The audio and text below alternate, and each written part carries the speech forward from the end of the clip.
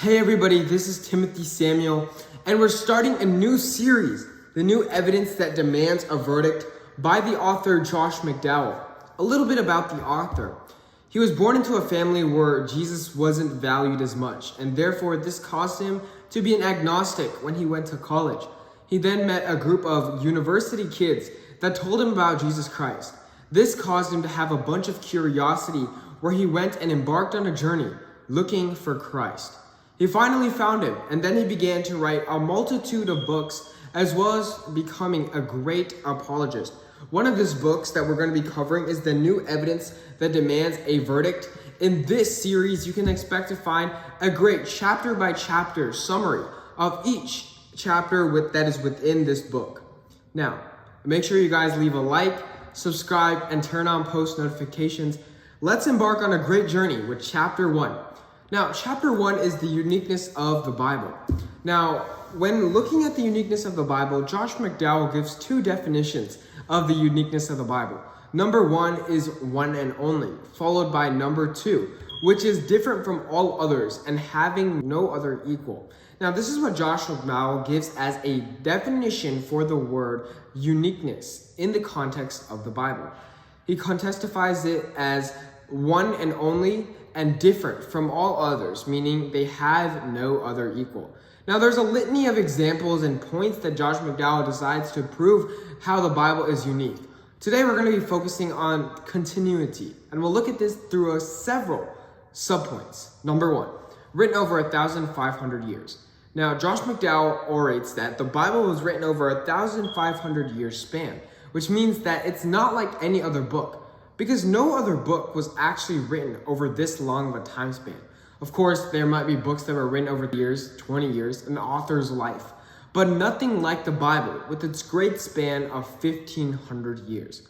Followed by point number 2. It's written by 40 different people with 40 different walks of life. You see, there's a multitude of different authors within the Bible, 40 different people to be exact. And these 40 people were not all the same. They were all actually different with different walks of life. We have David. He was a Psalms writer and he was a king. But we have other writers who were not like David and were in different parts of society, but they also wrote parts of the Bible. That makes the Bible so much more unique because no other book has different authors or this many authors from these many walks of life. Number 3, it's written in different places. Obviously, different places nowadays means that there's different cultures. If I had something in Mexico versus something in the United States, something that could come out of Mexico would be entirely different from the United States, particularly because of the culture that's ongoing there. Number 4, it's written in different time periods. Obviously, the 1500 time span is great, but books were written in BC or AD, the Old Testament being 39 books and the New Testament being 27. This huge time span allowed for different cultures to be integrated within the books. The books that were given, 66 in total, were based off of the culture or the time period from that author. Number 5, it's written during different modes. When I think of modes, I think of happy, sad, joyful.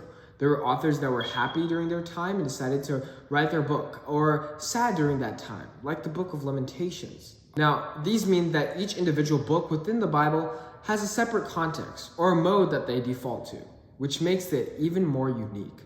Number 7, it's written over 3 different languages: Hebrew, Greek, and Aramaic. Now, these 3 languages were commonly integrated within the Bible.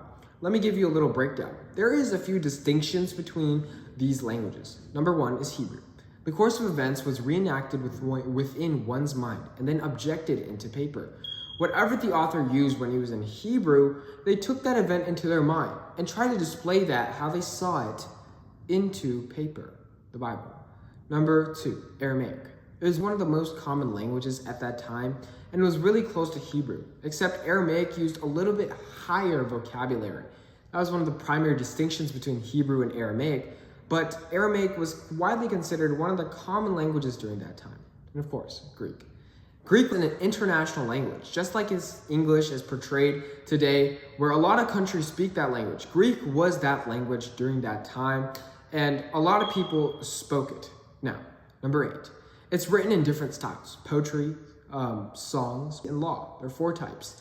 Some books are written in poetry, some books are written in songs, some books are written in prophecy, and some books are written in law.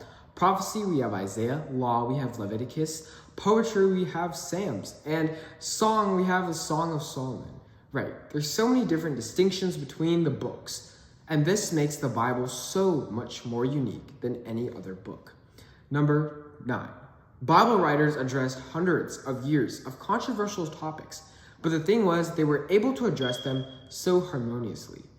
These topics that could have been splitting people were now bringing them together, because these Bible writers were inspired by God himself, and they were also inspired from the Word, which allowed for them to make harmonious topics.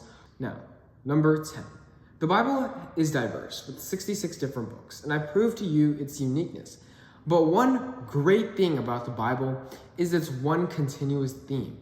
It's a Christ-centric book, which means that all 66 books might have their own separate small themes, but come under one theme: God's redemption of human beings. And that's specifically in the case for the Bible.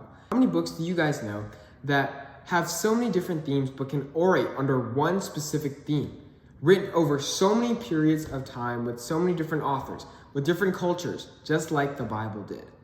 Number 11. Through the people in the Bible, Jesus is still orchestrated as number 1. There's so many characters that come up in the Bible. We have David, we have Job, we have Adam, we have Eve. But the number 1 character in the Bible is Jesus Christ, who came, who lived, who died, and was resurrected for our sins. Now, the Bible is so great in orchestrating that, which makes it so much different from all the other books you see. Everything revolves around Christ. The Old Testament was the preparation of Christ. The New Testament was the manifestation of Christ. The Acts was the propagation of Christ. The epistles were the interpretation of Christ. And of course, Revelation is the second coming of Christ. Everything, 66 books, surround one theme: Christocentric. This was the new evidence that demands a verdict, chapter 1, the Bible's uniqueness. I hope you guys have a nice day. God bless you.